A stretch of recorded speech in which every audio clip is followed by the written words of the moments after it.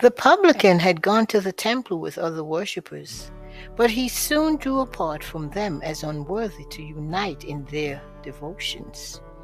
Standing afar off, he would not lift up so much as his eyes unto heaven, but smote upon his breast.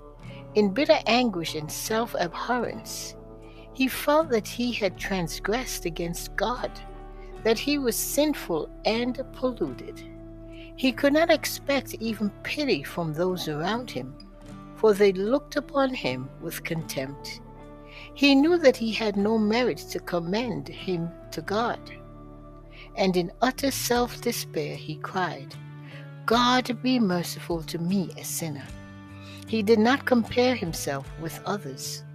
Overwhelmed with a sense of guilt, he stood as if alone in God's presence. His only desire was for pardon and peace. His only plea was the mercy of God. And he was blessed.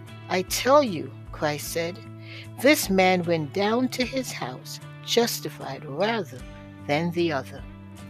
The Pharisee and the publican represent two great classes, into which those who come to worship God are divided. Their first two representatives are found in the first two children that were born into the world. Cain thought himself righteous, and he came to God with a thank offering only. He made no confession of sin and acknowledged no need of mercy. But Abel came with the blood that pointed to the Lamb of God. He came as a sinner, confessing himself lost. His only hope was the unmerited love of God.